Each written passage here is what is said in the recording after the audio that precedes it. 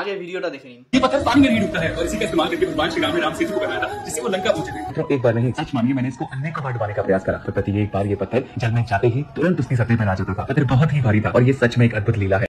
না, এটা কোনো চমৎকার বা লীলা কোনোটাই না, এটা খুব বেসিক একটা ফিজিক্স। তো এই ইনফ্লুয়েন্সারটা না বেসিক ফিজিক্স পড়েছে না বেসিক রামায়ণ পড়েছে। তো প্রথমে বলে নেবো বেসিক ফিজিক্সের কথা। এই পাথরটির নাম পিউমাইস পাথর বা বাংলায় যাকে বলে ঝামা পাথর। এই পাথরের ঘনত্ব জলের থেকে কম, যেই কারণে পাথরটি জলে ডোবে না। তো ঘনত্ব কম হওয়ার কারণ এই পাথরটি সাধারণত পাওয়া যায় অগ্নুৎপাতের ফলে।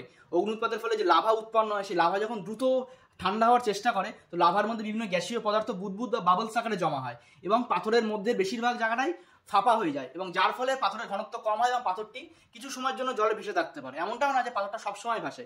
যখন এই বুদবুদে জল জমা হয়, পাথরের ঘনত্ব বেড়ে যায়, তখন এই পাথরটাও জলে ডুবে যাবে কিছু সময়ের মধ্যেই। আর এখানে মজার ব্যাপার হলো এই পাথরটা কিন্তু ভারতে পাওয়া যায় না, মানে ভারতের যে ভূভাগ সেখানে পাওয়া যায় না, কারণ ভারতে কোনো জ্বলন্ত আগ্নেয়গিরি নেই।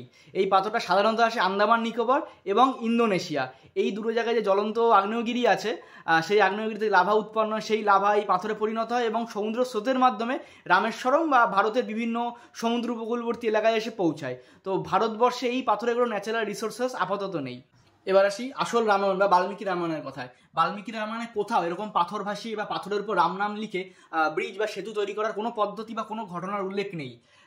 বাল্মীকি রামায়ণে প্রধানত বলা হয়েছে নল বা বিশ্বকর্মার পুত্র নলের নেতৃত্বে বানর সেনা সেই সময় যে নর্মাল ব্রিজ মেকিং বা সেতু তৈরির পদ্ধতি ছিল, অর্থাৎ চুন, সুরকি, কাঠ বা গাছের গুঁড়ি, এইগুলোর মাধ্যমে যে সেতু তৈরি করা হয় সেই পদ্ধতি বা সেই ঘটনার উল্লেখ আছে।